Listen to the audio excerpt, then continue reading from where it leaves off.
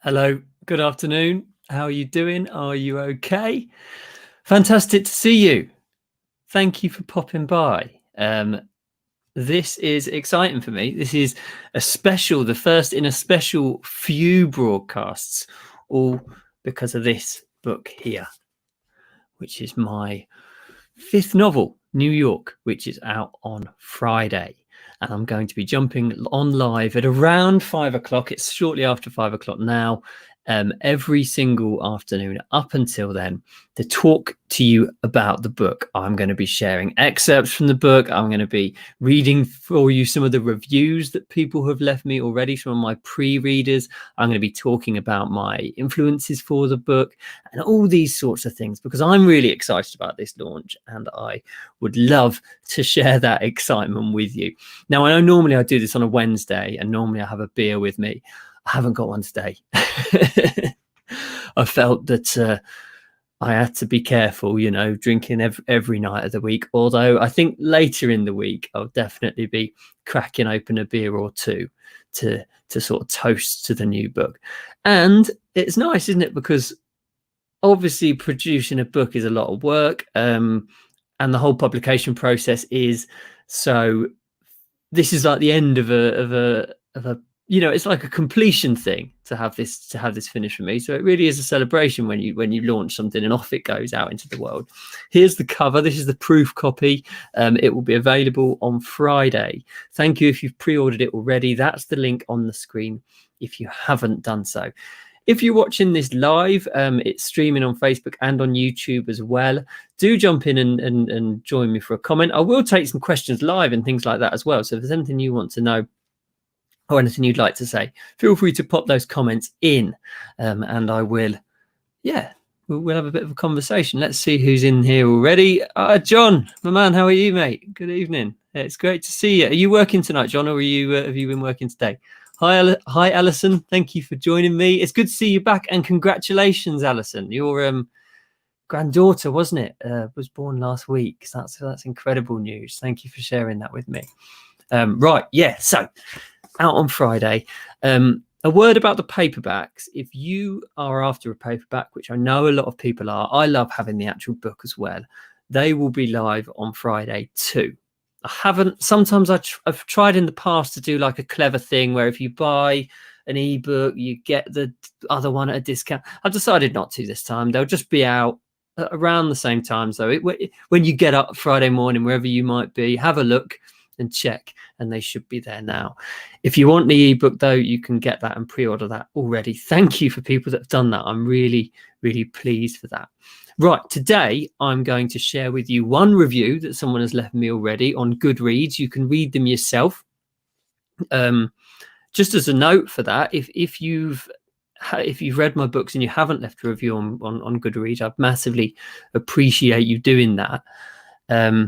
Because although it's not like a sales platform, it's really nice to see those on there. Hi, Katrina. How are you doing, mate? You're right. Good to see you. Katrina and I went to school together, and often, but I know it seems to be, Katrina, when we're in Hastings, which is near where my parents live, we just go to the same pubs. We've met up a few times without even planning or anything. We just end up drinking in the same bars. It's always lovely to see a friendly face when you're there. So if Goodreads is a great one to go on as well. I don't think these, normally I've got into a bit of a habit on a Wednesday, haven't I, of chatting for about 40 minutes or so. I don't imagine I'll be talking for that long today. I never know though. It sort of depends on you guys in the comments and people, it depends where we go. Sometimes they can take that long, sometimes they don't. So but yeah, long and the short of it, I'll be here every night, building up to Friday when the book will be launched, which I'm very excited about, as I know. And they just look great together, don't they? Look, I'm really, really pleased with the covers, how they just sort of look together. Oh, John is off tonight. A cheeky Sauvignon Blanc in my hand. That sounds divine. That sounds beautiful. I wish I was joining you now, John. I should have thought this through, shouldn't I? But no. I had a few beers over the weekend, so I'm not going to do that today. In fact, I'm going to tell you about what I was doing at the weekend in my newsletter tomorrow. But as you're watching now, I'll tell you anyway. A friend of mine has bought a narrowboat, and he had to move it from one marina to the next. And it's quite a process if anyone's been on a narrowboat before. So he needed someone to do all the locks for him. So I said I'd come along for the ride. And so we drove this narrowboat from one place to another. Took about 5 hours and covered about 10 miles. Very, very slow. I think it would have been quicker to walk, actually. But it was an enjoyable day out. I'm going to share some of those pictures in my mailing list tomorrow. In fact, if you follow me on Instagram, you'll see them there. Anyway, I get distracted. That's what I'm talking about. I'm gonna share that on my newsletter tomorrow. If you're not on there, there's the website. You can go and join my newsletter, which is always a great thing. I always like sharing with people on there. Okay, so I've got 3 reviews to share with you. I'm not only going to do one at a time, though. This first one is by Fiona, and I know Fiona, she's not watching this live, but I know she will afterwards. She told me that. So thank you for leaving this, and thank you for sending it to me. Fiona says, this is the 5th in the series of books about Leo searching for missing people. This time it's personal, and he and Allissa head off to New York in search of his brother-in-law.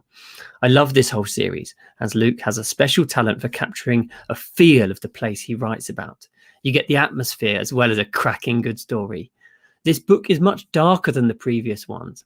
I couldn't put it down. Gritty, scary, exciting are just some of the things I would say about it. If you read any of Luke's books, you can read any of Luke's books in any order, but obviously in order to get a good, but obviously in the right order, you get a good background story. Highly recommend this. Very clever story too. There we go. I'm really pleased with that review. Thank you so much, Fiona. And I'm going to cut a couple of words out of each of them to put on the sales page. So I think I'll do that. I think maybe where it's just gritty, scary, and exciting, because that's exactly the sort of things I'm going for. And if you're watching live and have any questions, do feel free to just drop them in the comments, like Katrina has done. Let's have a look at what she says. Here we go. I'm sorry if this has been asked before. No, don't worry. No worries at all. But do you tend to choose cities that have been special to you throughout your travels? Also, yes, always lovely to see you when we gravitate home. Yes, I'm hoping when the pubs are open again, Katrina, that'll happen again. And there's some lovely pubs in Hastings, actually. As I've got more... When we were younger there, it was never that nice by my memory. But I think as I've got over the last 10 years, I think it's improved quite a lot. Lovely little seaside town. Good question. Yes, is the simple answer. I do choose the cities quite carefully, and I don't always know. I certainly get a feeling of the place when I go to visit it. You know, you walk around a city and it sort of screams to be written. There's something about it that you really want to write. Or to sort of engage with that city in a different way. I definitely feel like the cities in my books become a character. What do you think, people that have read them? I feel like I try to make the place become a character itself. It has its own characteristics, like it's modern or sleek or mysterious or whatever. And yeah, I sort of find a city, I do a bit of research about that place, take a load of photos whilst I'm there, and then the story sort of comes from that often. So the city is often there, the place is often there before the story sort of materializes. Alison says, will you be taking a break from writing over the holidays, or does your writing brain never stop? Good question. I'm going to slow down a little bit, actually, and I've started doing that. I've started doing that this week, to be honest with you. I've not been quite as full on as I have been as I normally am. I will continue to do a bit of writing. I think I'll have a few days off completely where I don't open my laptop at all, but I will do a couple of hours most days, I think. But the writing bit is a pleasure. Actually sitting down and putting the words down or that sort of thing, that's an absolute pleasure. I love doing that. There's other stuff that's work, editing the book into shape and all the behind the scenes sort of stuff that's a lot more difficult. And that sort of thing I will enjoy having a bit of a break from, actually, which I'll do from this weekend. So on Friday, put a date in your diary, definitely 5 o'clock. We'll meet here. In fact, I will be in the kitchen. I'm not going to be here because I'm going to have a beer. I'm going to chill, and we'll have a beer. We'll celebrate the fact that the book has launched. So yeah, all right. I'm going to read you the first few pages as well, and I know some of the extracts I'm going to share during these broadcasts. I have shared already. But I didn't mind that, actually. I have shared some of them already, but I think that's okay. They were a while ago, and you may have seen them, you may not have done. John says, definitely the locations are vividly written and integral to the story. So I suppose, yeah, about the city being a character. So I'm going to share some excerpts of the story just to sort of get you going, really. I want to give you a taste of it. There's only so much I think you can say about a book without actually reading it, without giving you a sort of a hint of what is there inside, so I'm going to do that in a moment. Just quickly, hello if you've only just joined us. I know people drop in and out all the time. It's funny, I don't know, I'm not very good at statistics anyway, but I'm not sure how long people watch these videos for. I know there's a few people that watch them all the way through, and that's amazing, but I think there's a lot of people that just pop in and out. So hello if you just joined us. I'm Luke, and I'm talking about this book, my new novel, which is out on Friday. That's the link on the screen there to pre-order it. You can pre-order the ebook now. That means it gets delivered straight to your Kindle or your phone or your iPad or whatever. If you want the paperback, you can get that on Friday. The paperbacks will be only available from Amazon at the moment. One of my aims next year, and I've spoken to Allissa about this many times, and it's something I definitely want to do, is to get my books into other stores and in hardback form as well. That's a plan for the new year. But it's one of those things, as I was saying, that isn't creative. It's just sitting down and working out the system. I've got to sit down and sort of work out the system as to how that works, and I will do it. I just wanted to get the stories written first, But if you're watching this live, do drop a comment in and say hello. It's lovely to have that conversation with you too. All right, you can see this one is my edit copy. It's got all my scrawls on it because I like reading the book on paper when I edit it. It almost shows me sort of how you guys will read it. So if I pause a couple of times, that's because it doesn't really make sense with with all of these. Like here, should true crime have a hyphen? So I've had to work those things out. All in a day's work for a writer. Also, just before I start this, last Wednesday, Steve Moore interviewed me about the book, which had some really nice feedback about it. Actually, a few hundred people have watched it, which is amazing. So Steve's a writer that I work quite closely with, similar sort of style, action, thriller sort of writer. And it was a brilliant conversation. We talked for about half an hour about our inspirations and all those sorts of things. If you've got a moment and you're interested, check that out. You can find it on my YouTube channel or on the Facebook page, Luke Richardson, author.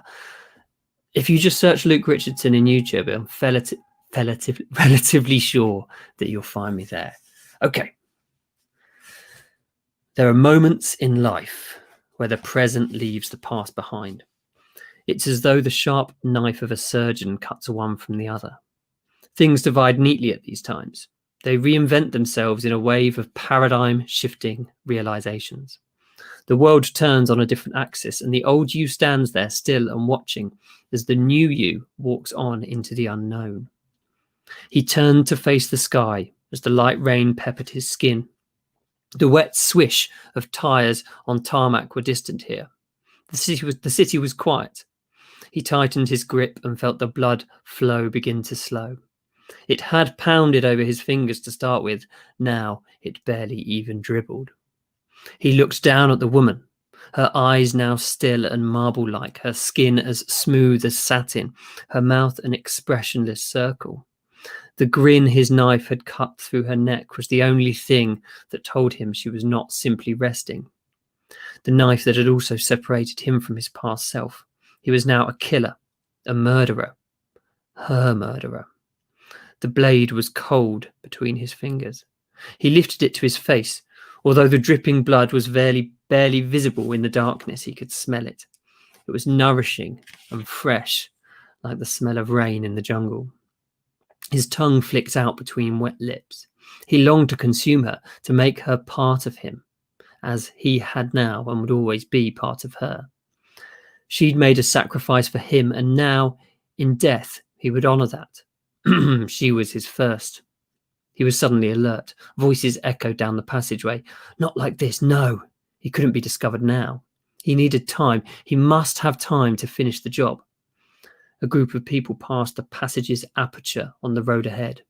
He watched them. He felt exposed. It was as though the world once again was trying to take away what was his. Then the intruders' coats glistened beneath the streetlights. None looked into the darkened passage. Why would they? Margins of the city like this held no interest for them. People were predictable. They wouldn't even notice the slim alley beside the bright lights of the building next door. It was a perfect location.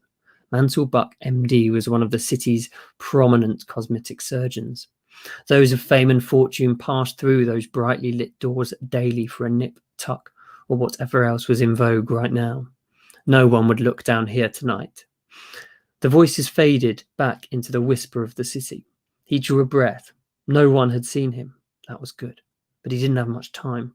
Time was the enemy here.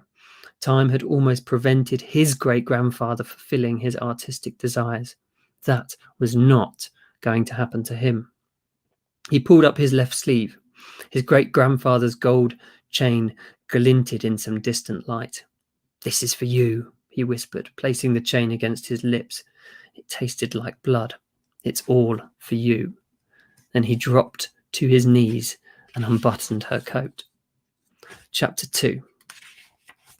The St. Lucian sun crept towards the Caribbean Sea.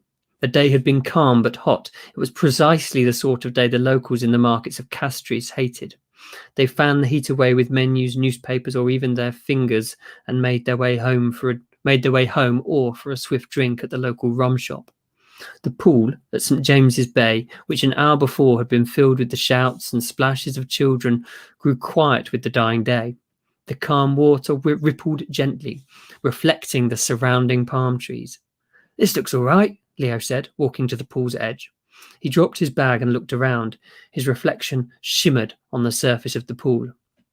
His baggy green t-shirt was creased and sweat-mottled from their journey across the island, and he was in desperate need of a haircut. "It'll do," Allissa said, her reflection joining Leo's in the pool. She looked towards the gently rippling ocean. She wore a bright blue strap top and baggy yellow Alibaba pants. Her mixed-race skin tone had darkened with the sun, leading people to assume she was from the island. "You ready for your first swimming lesson?" Allissa said, turning to Leo. "Not tonight," Leo whined. "We've only just got here. Let's go to the bar and relax." "No," Allissa asserted. "It's not like we've had a difficult day. And you said last week when we finished the case, you'd practice swimming every day." "Yes, we'll start tomorrow." "No," Allissa forced Leo's keycard into his hands. "We'll start now. Go drop your bag, get your shorts on, and meet me back here in 10. Allissa stepped towards the block which housed their adjacent rooms. "I'm not going to continue saving your ass every time there's water involved." Allissa walked away, a smile straining to break free. Leo cursed himself and smiled too. He would be in the water within 10 minutes. There was no point arguing when Allissa had her mind made up. Leo let himself into his room, dropped his bag, and changed quickly. Staying on in St. Lucia was a good idea. They'd arrived 10 days ago to gather information about a man who lived in a mansion on the island's northern coast. The man's wife had sent them after she'd become suspicious of all the time he was spending on the island. Leo and Allissa watched the millionaire's comings and goings and noticed the same glamorous dark-haired woman visiting him every day. They told the client, and she called the whole thing off. Perhaps she had enough information, or maybe she'd realised she didn't want to know exactly what her husband was doing. Either way, Leo and Allissa had been paid handsomely to come to the island, so and wanted to make use of it. They'd found the resort with 2 spare rooms and headed straight here. Leo padded back down to the pool. with a towel draped over his shoulder. It was a nice place. Leo dropped his towel on the sun lounger and slipped into the pool's shallow end. His anxiety spiked and his pulse quickened as the water's menacing ripples welcomed his body. A flurry of laughter erupted from people at the nearby bar. Why do I have to be doing this now? Leo asked himself morosely. But then something caught his eye and took his breath away. So there you go, the first 2 chapters of New York. There is the link on the screen. Luke Richardson, author, /New York. Yes, Alison in the comments says Steve is a top bloke. He absolutely is. There's your link to pre-order it. If you have done that already, massive thank you to you. You don't know how much I appreciate that. I'm going to do another one of these tomorrow, right the way through until Friday, where there will definitely be some beers to consume, whilst definitely have some beers to consume as we sort of gear up to the launch of this. I did a similar thing to this. I think it was when I launched Berlin. I did like a broadcast every day, and I really enjoyed it.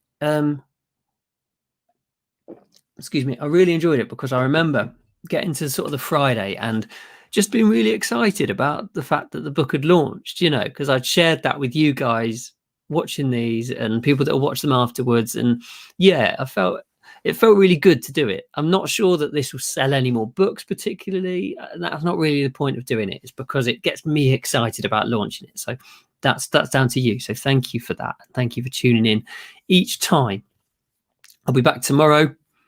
I'll be back tomorrow to do this again. And right the way through till Friday. Alison says, can she has the scribble book for her collection? You've got one of the Kathmandu ones, haven't you? I'm gonna have a think about it. I might, because I'm not sure, because that's like the first one, you see, that's like the first copy, and there's something sort of special about the first copy. Although what I've done to my very first copy of Kathmandu, I'm not sure. That's one of the later edits, the one that you've got, Alison. So perhaps I'll have a think about it. Right, thank you so much. 22 minutes, that's pretty good, isn't it? Thank you so much for dropping by today. It's been amazing to see you. Thank you for being part of this. It really does, I really do appreciate it more than you know. It gets me very excited about launching the book. I can't wait. Alison says she's very excited about Friday. It can't come quick enough. I can't wait either. There's going to be beers, there's going to be music, there's going to be all sorts of things.